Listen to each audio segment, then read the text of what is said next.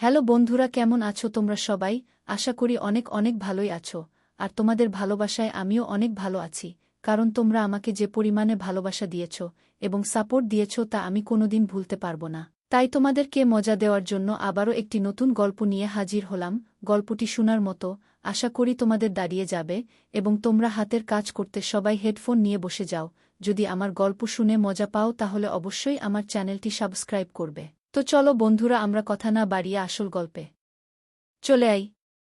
আমি আর আমার মেয়ে রাইসা বসে আছি। তখন আমার মেয়ে রাইসা বলে উঠল, আচ্ছা, আমার বাবাই আদর দিলে কি হয়? মজা হয় বাবাই। আমি বসে বসে ল্যাপটপে অফিসের গুরুত্বপূর্ণ একটা ফাইলের কাজ করছিলাম। হঠাৎ রাইসার মুখে এমন কথা শুনে অবাক হয়ে উঠলাম আমি। রাইসা কথাটা বলে, ছবি আঁকা মন দিল। রাইসার কথাটা আমার মনে ঘুরপাক খাচ্ছে। ছোট্ট একটা মেয়ে, বয়স 7 বছর হবে। কিন্তু হঠাৎ এমন কথা কেন বলল রাইসা? এদিকে কথাকে দেখলাম শাওয়ার নিয়ে বের হচ্ছে। বুঝলাম না, এখন কথা প্রায় সন্ধ্যার পর কথা গোসল করে। আমি সন্ধ্যা 6টা পর্যন্ত অফিসে থাকি। সারাদিন আমার স্ত্রী কথা আর রাইসা বাসায় থাকে। তাহলে কি কথা? না না, আমি এসব কি ভাবছি? মাথাটা কেমন যেন ঘুরছে এসব ভেবে। মনে মনে ভাবলাম রাইসাকে একবার জিজ্ঞেস করে দেখি কেন বলল এমন কথা।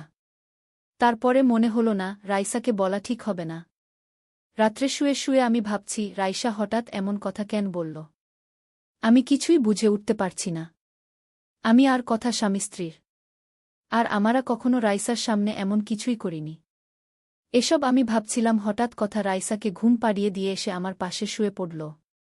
আমি ঘুরে কথার পাশে চলে পাশ ফিরলাম। কথাকে ধরলাম আমি। কথা আমাকে বলল, আমার মনটা ভালো না। আজকে না, অন্যদিন। আমি কিছু না বলে অন্য পাশে তাকিয়ে শুয়ে পড়লাম। আমি মনে মনে ভাবতে থাকলাম, কথা কোনোদিন আগে এমন ছিল না। আমার সাথে না নিলে তো কথা ঘুমাতেই পারত না। পাগলিটা বিদ্যুৎ চমকালেও ভয় পেত। এসব ভাবতে ভাবতে ঘুমিয়ে গেলাম আমি। পরের দিন সকালে অফিসে যাওয়ার পরে সারাক্ষণ শুধু রাইসার কথাগুলো মাথায় ঘুরপাক খাচ্ছিল আমার। অফিসের কোনো কাজে মন বসাতে পারছি না আমি। নাজমুল সাহেব বলল, রাজ ভাইজা, মন খারাপ নাকি আপনার? আজ অফিসে আসছেন থেকে দেখছি আপনি মন খারাপ করে আছেন। আমার মনে হচ্ছে কোনো বিষয় নিয়ে আপনি চিন্তিত। কোনো সমস্যা থাকলে বলতে পারেন। আমি বললাম, নাহি নাজমুল সাহেব, কোনো সমস্যা নেই। এমনি ভালো না। দুপুরে লাঞ্চ টাইমে লাঞ্চ করে অফিসে বসে বসে পেপার পড়ছি, হঠাৎ পেপারে একটা হেডলাইন দেখে চোখটা আঁকটে যায়। 2 বছরের বেবি রেখে পুরনো ভালোবাসার মানুষটির সাথে খারাপ কাজ করতে গিয়ে হোটেলে ধরা পড়লেন এক মহিলা। আমি অনেকটা দীর্ঘনিশ্বাস ফেলে নাজমুল সাহেবকে বললাম, দেশটা একদম শেষ হয়ে যাচ্ছে। মানুষের মাঝে ইসলামের আলো না থাকায় কত রকম খারাপ কাজে পা বাড়াচ্ছে মানুষ। 2 বছরের একটা বেবি রেখে এমন কাজ করতে বিবেকেও বাধে না মানুষের। তখন নাজমুল সাহেব বললেন, কি করবেন ভাই? মানুষ আল্লাহকে ভুলে গেলে কত রকমের কাজই না করতে পারে। আজকে কথার বার্থডে পেপারটা রেখে অফিস থেকে 2 ঘন্টা আগেই বের হয়ে পড়লাম আমি। বার্থডে কেক, আইসক্রিম এবং নীল একটা শাড়ি সাথে কথার পছন্দের বকুলের মালা নিয়ে বাসার দিকে রওনা দিলাম আমি। বাসায় আসতেই দেখলাম কথা কিচেনে রাইসা উজ্জ্বলের সাথে বসে ফোনে গেমস খেলছে। উজ্জ্বল কথার কাজিন। উজ্জ্বল আমাকে দেখেই বলল, দুলাভাই কেমন আছেন? আমি বললাম, জবি আলহামদুলিল্লাহ। তা তোমার পড়ালেখা কেমন চলছে? জবি দুলাভাই, ভালো। কিছুক্ষণ উজ্জ্বল এর সাথে কথা বললাম। উজ্জ্বল প্রায়ই আমাদের বাসায় আসে। ছেলেটা ভালোই। যাই হোক, সন্ধ্যায় কেক কাটার সময় আমাদের পাশের ফ্ল্যাটে নাইম চাচা এবং তাদের পরিবারের সবাইকে আসতে বললাম। নাইম চাচা একটা ব্যাংকে চাকরি করে। নাইম চাচা অনেক ভালো মানুষ। রাইসা প্রায় দিনের বেশিরভাগ সময় তাদের ফ্ল্যাটেই থাকে। রাত 8টায় কথার বার্থডে কেক কাটার পর অনেক মজা করল সবাই মিলে। খাওয়া দাওয়া শেষ করে শুয়ে পড়লাম। রাত্রিবেলা কথা আমার মাথায় হাত বুলিয়ে দিচ্ছে। আমি কথার সাথে নিজেকে আড়াল করে রেখেছি। এদিকে আমার মাথা থেকে রাইসার কথাটা এখনো যায়নি। আমি মনে মনে ভাবছি, কথা কি আমাকে ঠকাচ্ছে? আর কথা কেন আমাকে ঠকাবে? আমি তো কথাকে নিজের থেকেও বেশি ভালোবাসি। একে অপরকে ভালোবেসে বিয়ে করেছি। না, কথা আমার বিশ্বাসের অমর্যাদা করতে পারে না। এদিকে প্রায়ই দেখি কথা রাত্রিবেলা গোসল করে। রাতেও আমাকে আগের মতো সময় দেয় না, মন খারাপ বলে এড়িয়ে যায় আমাকে। কথার ব্যবহারে অনেক পরিবর্তন হয়েছে। আগে তো কথা এমন ছিল না। তাহলে কথা কি সত্যি, না আমাকে আসল রহস্য বের করতেই হবে? এখন রাইসাকেও কিছু বলা যাবে না। রাইসা যদি কথাকে সব বলে দেয়, তাই যা করতে হবে নিজেকেই। এদিকে রাইসাকেও দেখি মন খারাপ হয়ে থাকে। আগের মতো আর নেই। কথার কাছে কম যায় এখন। বিষয়গুলো আমাকে ভাবাচ্ছে অনেক। পরের দিন অফিসের একটা কাজে হসপিটাল রোডে যাওয়ার সময় আমি চমকে উঠলাম। দেখি কথা হসপিটালে ঢুকছে। আমি তো অবাক হয়ে গেলাম। আমি বুঝতে পারছি না কথা হসপিটালে কেন আসছে। কথার সাথে সাথে আমি হসপিটালে ঢুকলাম। কথা একটা মহিলা ডাক্তারের রুমে ঢুকল। সেখানে থেকে কথা কিছুক্ষণ ডাক্তারের সাথে কথা বলে রুম থেকে বেরিয়ে আসল। আমি তাড়াতাড়ি করে জানালার কাছ থেকে সরে আসলাম। কথা হসপিটাল থেকে বের হতেই সে ডাক্তারের রুমে থেকে একটা নার্স বের হল। নার্সকে কথার কথা জিজ্ঞেস করতেই বলল, উনি তো পরিষ্কার নিয়েই কথা বলতে এসেছিল মনে হয়। নার্সের কথা শুনে মুহূর্তের মধ্যে আমার মনের ভিতর অনেক ব্যথা অনুভব করলাম। সবকিছু কেমন যেন পরিবর্তন হয়ে গেছে। আমি হসপিটাল থেকে বের হয়ে আমি ও কথার পিছু নিলাম। কথা একটা শপিং মলের সামনে গিয়ে নামল। তারপরে কথা কাকে যেন ফোন দিল। কিছুক্ষণের মধ্যেই একটা ছেলে আসলো, শপিং মলের সামনে আসলো। কথা ছেলেটাকে নিয়ে শপিং মলে ঢুকল। কিছুক্ষণ পরে কথা ছেলেটাকে নিয়ে বের হল। এই মুহূর্তে আমি কি করব কিছু ভাবতে পারছি না। ঘড়ির দিকে তাকিয়ে দেখি বিকেল ৩টা বাজে। কথা ছেলেটার সাথে রিকশায় উঠল। আমিও তাদের সাথে সাথে একটা রিকশা নিয়ে ছুটে চললাম। কিছুক্ষণ পরে কথা আর ছেলেটা বড় একটা ৫ তারকা হোটেলে ঢুকল। আমি কথাকে ফোন দিলাম। দুবার ফোন রিং হতেই কথা ফোনটা ধরেই ওপাশ থেকে সালাম দিল। আমি সালামের জবাব দিয়ে বললাম, তুমি কোথায়? কথা বলব কোথায়, আবার কিচেনে রান্না করছি। কথা জানে আমি সন্ধ্যার আগে অফিস থেকে বাড়ি ফিরব না। আমি কি বলবো কিছু ভেবে পারছি না। এক মুহূর্তের মনে হলো আমার সবকিছু শেষ। আমি ভাবতেও পারছি না কথা আমাকে এভাবে ঠকাবে।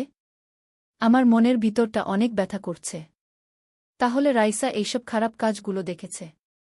তাই ও সেই দিন আমাকে ওই কথাটা বলেছিল। রাইসা, কিছু ভাবতে পারছি না। আমি চোখের পানি মুছে হোটেল থেকে বাসায় চলে আসলাম। বাসায় আসার প্রায় ২ ঘন্টা পরে কথা বাসায় এসে আমাকে দেখে খানিকটা অবাক হয়ে যায়। আমি কথাকে জিজ্ঞেস করলাম, কোথায় গিয়েছিলে? কথা বলল, বান্ধবীর বাসায় গিয়েছিলাম। তখন আমি রেগে গিয়ে বললাম, তাহলে আমাকে যে বললে কিচেনে? তখন কথা কাপা কাপা গলায় বলল, সরি, অর্পণাদের বাসায় গিয়েছিলাম। তুমি যদি রাগ কর তাই বলছি কিচেনে। আর আজ তুমি সকাল সকাল এসে পড়েছ কে জানে? আমি নিজেকে আর ধরে রাখতে পারলাম না। আমি রেগে গিয়ে কথাকে বলতে শুরু করলাম, তাই তো সকাল সকাল না আসলে জানতে পারতাম না পরিষ্কার করতে তুমি হসপিটালে যাও। অন্য ছেলেকে নিয়ে হোটেলে যাও। ঠিক কথা, তোমার খারাপ মনে হয় না মিথ্যা কথা বলতে আমাকে? আমি কথাকে রেগে গিয়ে বলতে শুরু করলাম, বলো তোমার কিসের অভাব? কেন করলে আমার বিশ্বাস নিয়ে খেলা? উত্তর দাও। কথা কোনো কথা বলছে না। চোখের পানি পড়ছে অনেক। আমি আবারও বলতে থাকলাম, কি হলো, দাঁড়িয়ে আছ কেন? আমার চোখের সামনে থেকে চলে যাও। তোমাকে দেখতে মন চাচ্ছে না আমার। তখন কথা বলতে শুরু করল, বললেই চলে যাব। আমি তোমাকে ছেড়ে কোথাও যাব না। আমাকে তুমি ভুল বুঝতেছ। আমার মনে শুধু তুমিই আছো রাজ। আর এই মনটা তুমি ছাড়া অন্য কেউ পাবে না। আর যেন কেউ পাওয়ার আগে আমি যেন শেষ হয়ে যায়। এসব কথা শুনে আমি বললাম, তাহলে হসপিটালে পরিষ্কার করতে কেন গিয়েছিলে? নিজের খারাপ কাজগুলো ঢাকতে। তখন কথা বলল, রাজ প্লিজ চুপ কর। আমি আর নিতে পারছি না। আমি বললাম, সত্যি কথা বললে তো খারাপ মনে হবে। জানো কথা তোমাকে ভালোবেসে বিয়ে করেছিলাম। আর তার প্রতিদান স্বরূপ এভাবে তুমি আমাকে কষ্ট দিবে? তুমি বললেই হতো যে আমার সাথে তুমি হ্যাপি নও। রাজ, তুমি যা ভাবছ সব ভুল ভাবছ। হ্যাঁ, আমি ভুল ভাবছি। তাহলে বল হসপিটালে কেন গিয়েছিলে? আবার হসপিটাল থেকে বের হয়ে অন্য একটা ছেলেকে নিয়ে শপিং করে হোটেলে কেন গেলে? না রাজ, সবকিছুই সত্যি। কিন্তু তুমি যা ভাবছ তা সত্যি নয়। আমি হসপিটালে গিয়েছিলাম ডক্টর দেখানোর জন্য। আমার একটা রোগ আছে। সেই জন্য আমি স্বাভাবিকের চেয়ে বেশি দিন অসুস্থ হয়ে থাকি। ডাক্তার সানজিদাকে দেখিয়েছি। তিনি রিপোর্ট দেখে বলেছেন অনেক বড় রোগ হয়েছে। আর সেটা ভালো ডাক্তার দেখিয়ে ফেলে দিতে হবে। আমি আর কোনোদিন মা হতে পারব না। পৃথিবীতে সবাই চাই পরিবারের বাতি হিসেবে একটা ছেলে। কিন্তু আল্লাহ এখনও আমাদের কোন ছেলে দেয়নি। জানো রাজ, আমি সন্ধ্যাবেলা গোসল করতাম এই রোগের জন্যই। রাতে আমার মন চাইতো তোমার সাথে মাথা রেখে নিজেকে দিতে। কিন্তু যখন আমার এই রোগ থেকে অনেক ব্যথা হতো তখন আমার অনেক কষ্ট হতো। আর তোমাকে এই বিষয়টা জানাইনি আমি। তুমি যদি কষ্ট পাও তাহলে আমি যে এখনকার কষ্ট মেনে নিতে পারছি হয়তো তোমার তখনকার কষ্ট মেনে নিতে পারতাম না আমি। কিন্তু আজ আমাকে সব বলতেই হলো। ক্ষমা করে দাও আমাকে। আরেকটা কথা, হসপিটাল থেকে বের হয়ে তাড়াতাড়ি করেই রাফি ফোন দিয়ে বলে তার বিয়ে। আর আমাকে যেতে হবে। ছোটবেলায় বাবা মাকে হারিয়ে এতিমখানায় বড় হয় রাফি। এতিমখানা থেকে পড়ালেখা করে চান্স পায় ঢাকা বিশ্ববিদ্যালয়ে। এক কর্মসূচিতে পরিচয়। সেখান থেকেই ভাই বোনের সম্পর্ক। তাই আর না করতে পারিনি। হোটেলে গিয়ে দেখি বউ হয়ে যে মেয়েটা বসে আছে সেটা রিত্ত, তোমার বোন। রাফি রিত্তকে সামনে নিয়ে বলে, পরিচয় করে নাও, এটা আমার আপু। আমার একমাই অভিভাবক। আমি বুঝতে পারছিলাম না কি হচ্ছে। রিত্ত তোমার বোন। যে তোমাকে ছাড়া কিছুই বুঝত না সে রিত্তই তোমাকে ছাড়া বিয়ে করছে না জানিয়ে। সবার সামনে রিত্তের মার বসিয়ে দেই। রিত্ত আমাকে ধরে বলে, ভাবি আমাকে ক্ষমা করে দাও, ভাইজাকে কিছু বলো না। তারপরে রিত্ত সব খুলে বলে আমাকে। মানে? কি বলছো এইসব? হ্যাঁ ঠিকই বলছি, আজ আমাকে বলতে কোনো বাধা নেই, বলতেই হবে আমার। আমি বললাম, আমার বোন এমন না। আমি এইসব কিছু বিশ্বাস করি না। তখন কথা বলল, আমিও করিনি। কিন্তু এটাই সত্যি। কলেজের একটা ছেলেকে ভালোবাসত রিত্ত। নাম রাফি। ছেলেটাও রিত্তকে অনেক ভালোবাসত। তাদের ভালোবাসার বন্ধনটা ছিল অনেক পবিয়ে। কিন্তু একদিন কলেজ অনুষ্ঠানে যোগ দেওয়ায় রিত্তের মেসে ফিরতে ফিরতে সন্ধ্যা হয়ে যায়। আর এই সুযোগে কিছু পশু রিত্তের অনেক বড় ক্ষতি করে দেয়া। জানো রাজ, আমাদের সমাজে খারাপ কাজ যারা করে তাদের জায়গা হলেও হয় না, যাদের ক্ষতি হয় তাদের জায়গা। এদিকে রিত্ত তার ক্ষতি হওয়ার কথা কাউকে জানায়নি। কিন্তু কয়েকদিন পরে রিত্ত স্থির করল রাফিকে সব বলে দিবে। তাই রাফিকে নিয়ে কলেজের পাশ দিয়েই যে নদী বয়ে গেছে সেখানে নিয়ে যায়। এটা রিত্ত আর রাফির প্রিয় জায়গা।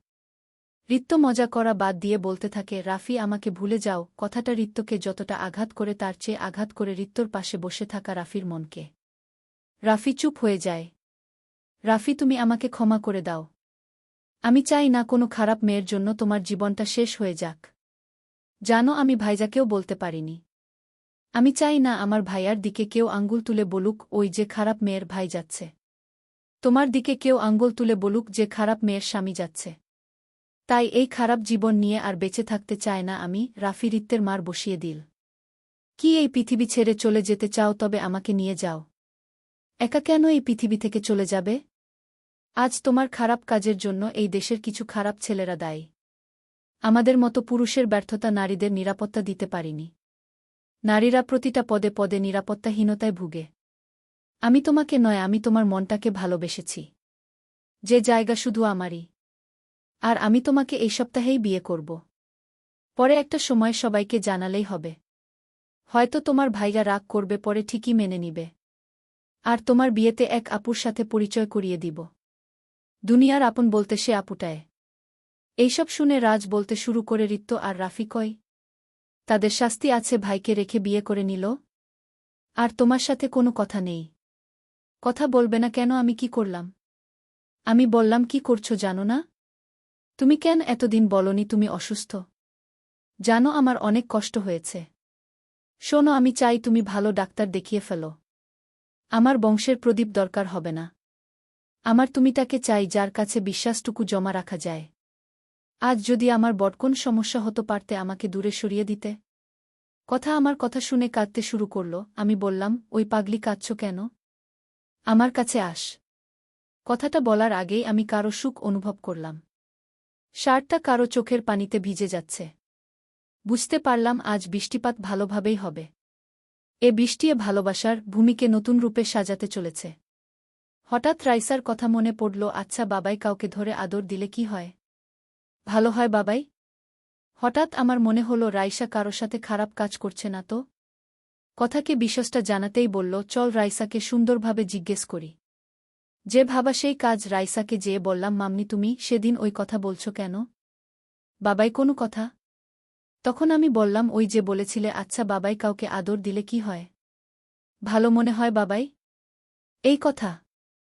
তখন রাইসা বলল, ও এই কথা। জানো বাবাই আমাদের পাশের রুমের দাদু থাকে না, ব্যাংকে চাকরি করে। সে দাদু আমাকে বলেছিল, আমাকে নিয়ে বলেছিল। অনেক মজা মনে হয়। আমাকে এইসব ভিডিও দেখিয়েছে একটা মেয়ে, আরেকটা ছেলে খারাপ হয়ে কি যেন করছে। আমাকে বলছে আমি যেন তোমাকে না বলি। বললে তুমি নাকি আমাকে বকা দিবে। আমি জানি আমার বাবাই অনেক ভালো, আমাকে বকা দিবে না। তাই সেই দিন তোমাকে বলেছি। ঠিক করেছি না বাবাই? রাইসাকে নিয়ে আদর দিয়ে বললাম, আমার মাম্মিটা কি ভুল করতে পারে? এরপর সব আমাকে বলবে। তার আগে আমার আদর আমাকে ফেরত দাও। রাইসা আদর দিয়ে বলল, আমার লক্ষ্মী বাবাই। আমি রাইসাকে বললাম, মাম্মি আর ওই দাদুর কাছে যাবে না কেমন? আচ্ছা বাবাই। রাইসা টম অ্যান্ড জেরি দেখতে চলে গেল। আমি আর কথা দুইজনের দিকে চেয়ে আছি। কথার চোখে পানি। কথা চোখের পানি মুছে বলল, লোকটাকে বাবার মতো মনে করেছিলাম, আর সেই কিনা তার নাতির বয়সী মেয়ের সাথে। রাজ, তুমি অন্য বাসা দেখ। পরের সপ্তাহেই অন্য একটা বাসা ঠিক করলাম অফিসের পাশেই। যাওয়ার আগে মনে মনে ঠিক করে নিলাম, নাইম চাচাকে কিছু কথা বলা দরকার। চাচার বাসায় নর্ক করতেই চাচা দরজা খুলে দিল। আসসালামু আলাইকুম চাচা। এমন সময় দেখলাম চাচার বড় মেয়ের 7 বছর বয়সী নাতনিটা নানু ভাই বলে দৌড়ে এসে উঠল। আচ্ছা চাচা, বেয়াদবি না নিলে একটা কথা বলি। হুম বাবা বলো। চাচা, আপনার নাতনিটা না অনেক সুন্দর? আচ্ছা চাচা, আপনার নাতিকে কেউ যদি এই সময় খারাপ কিছু ভিডিও দেখায় আর বলে এমন কাজগুলো করলে ভালো হবে, তখন আপনার কেমন মনে হবে? জানেন, পৃথিবীতে প্রতিটা মানুষই কারো না কারো আপনজন। ছোট্ট বেবিরা আমাদের কাছেই শিখবে, তাদের যদি আমরাই ক্ষতি করি কেমন হবে? বয়সে আপনার চেয়ে অনেক ছোট, আমরা চলে যাচ্ছি। কখনো কোনো ভুল হলে ক্ষমা করে দিয়েন। এই বলে যখনই পা বাড়াবো তখনই লোকটা বলে উঠল, বাবা ক্ষমা করে দাও আমাকে। আমি অন্যায় করেছি। একটু হেসে বললাম, চাচা আপনার ভুল বুঝতে পারাটাই আপনার জন্য ক্ষমা। রুম থেকে বের হতেই দেখি রিত্ত আর একটা ছেলে কথার সাথে দাঁড়িয়ে আছে। কাছে যেতেই আমাকে সালাম করেই রিত্ত কান্না করে দিল। আমরা চলে যাচ্ছি। যদি কখনো কোনো অন্যায় করে থাকি রিত্তকে নিয়ে নিলাম। আমার মনের বামপাশটায় রাফিকে নিলাম। আর যেন মনে হলো আমার পৃথিবীটা পরিপূর্ণ এক সুখ অনুভব করলাম। এ সমাজে নারীরা কোথাও সেফ নয়, ঘরের মেয়েদের সাবধানে রাখবেন। ছোট বাচ্চাদের একা কোথাও ছাড়বেন না। বন্ধুরা, আজকের ভিডিওটা এখানেই শেষ করলাম। অনেক কষ্ট করে ভিডিওটি আপনাদের জন্য বানিয়েছি।